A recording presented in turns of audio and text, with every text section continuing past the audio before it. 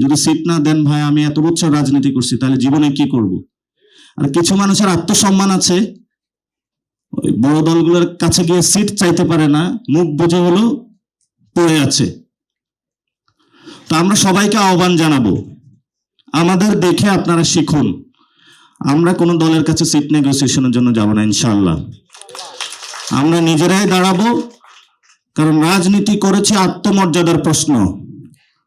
আত্মমর্যাদার প্রশ্নে আমরা এক বিন্দু ছাড় দিব না। যে সকল দলের নেতৃবৃন্দ রয়েছেন, আপনাদের মেরুদণ্ড কোনো বড় দলের কাছে বিক্রি করে দিবেন না।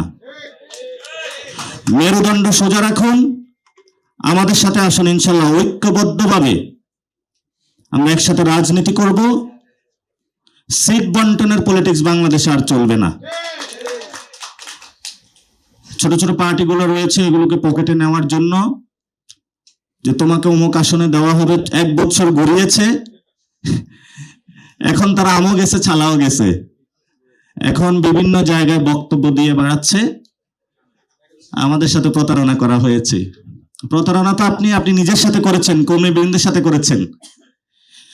এই জন্য হলো একটু কষ্ট হলো, একবার যদি উঠে দাঁড়াতে পারি শির দাঁড়া করে, আমরা বাংলাদেশে এই সকল পরিবারতন্ত্র থেকে শুরু করে চাঁদাবাজি, সন্ত্রাস, ধর্মীয় ফেসিবাদ সবকিছু ইনশাআল্লাহ ভেঙে পড়বে। আমরা এই ভাঙা দিয়ে শুরু করেছি, এখন গড়ার কাজে শুরু করেছি। প্রফেশনালস যারা রয়েছেন, বিভিন্ন রাজনৈতিক দলের যারা রয়েছেন, আসলে ঐক্যবদ্ধ হন। ইনশাআল্লাহ আমরা একটি নতুন বাংলাদেশ গঠন করব। বর্তমান রাজনৈতিক পরিস্থিতিতে একটি সংকট বিরাজ করছে। আমি রাতে সার্ভেতে বের হলাম, 34 জনের সাথে কথা বললাম যে ভাই বাংলাদেশে কি ভোট হবে ফেব্রুয়ারিতে? এর মধ্যে 31 জন বললো ফেব্রুয়ারিতে ইলেকশনের কোনো সম্ভাবনা দেখতেছি না। তো মানুষের মধ্যে একটা হতাশা বিরাজ করছে। আমরা যেহেতু ডেমোক্রেটিক বা গণতান্ত্রিক কান্ট্রি, আমাদের গণতান্ত্রিক পথে যেতে হবে। কিন্তু গণতন্ত্রের জন্য যে আয়োজন, যে ভিত্তিমূলে গণতন্ত্র প্রতিষ্ঠিত হবে, যদি পুরাতন সিস্টেমে যাই, তাহলে ভবিষ্যতে আমরা গণতন্ত্র একটি মুখের শব্দ থেকে যাবে, বাস্তব কোনো গণতন্ত্র আমরা প্রতিষ্ঠা করতে পারবো না। এখন তো অনেক দলের নামের সাথে লেগিয়ে দেয় যে ডেমোক্রেটিক পার্টি।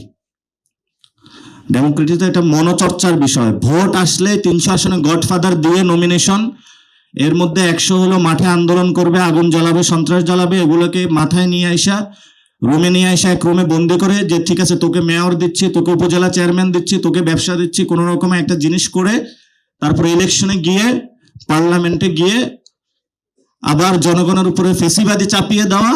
যারা এই ধরনের গণতন্ত্র আমাদের শেখানোর চেষ্টা করছে, আমরা তাদেরকে বলবো আপনারা ভুল জায়গায় এসেছেন।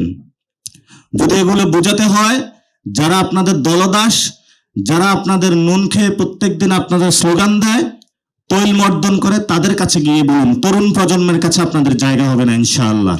কারণ আমরা শিক্ষিত, বাপের টাকা দিয়ে পড়াশোনা করেছি, নিজেদের জমি বিক্রি করে পড়াশোনা করেছি। আপনাদের কোনো ফ্যামিলির কাছে আমাদের জীবন বর্গা দেওয়ার জন্য নয়।